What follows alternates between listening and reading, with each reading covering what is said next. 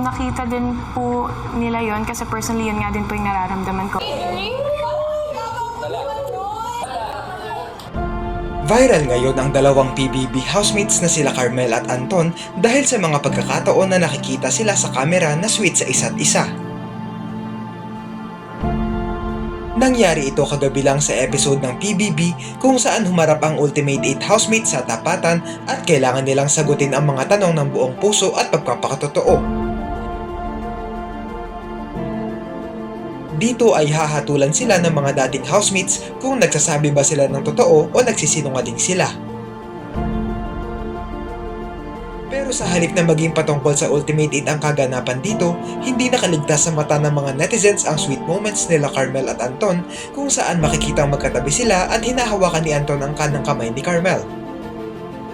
Makikita rin na sa pagkukulitan nilang ito ay napatingin pa ang kasama nilang si Lee at tila nagselos lalo't madalas niya ring sinasabi sa social media na may gusto siya kay Carmel. Panoorin ang video.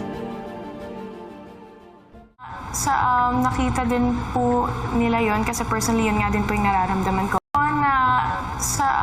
Nakita din po nila yon kasi personally yun nga din po yung nararamdaman ko. Nakita din po nila yon kasi personally yun nga din po yung nararamdaman ko. Bukod pa rito, may isang pagkakataon pa kung saan tinanong si Caprice kung sino sa Ultimate 8 housemates ang gusto niyang tanggalin at palitan ng isang ex-housemate.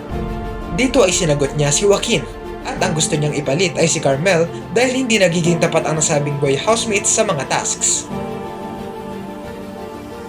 Nang sasabihin na ng mga ex-housemates ang kanilang hatol kung nagsasabi ba ng totoo si Caprice, lahat sila ay nagsabi ng truth.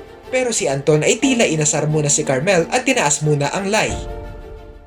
Tingin mo sa Ultimate 8 yung hindi deserving at yung gusto mong palitan at pumili sa mga ex-housemate na deserving na makakuha ng spot sa Ultimate 8. Kung makakapili ko ng ibang housemate, pipiliin ko ay si Carmel ang pumalit kay Joaquin dahil hindi nga siya nagiging tapat sa mga tasks.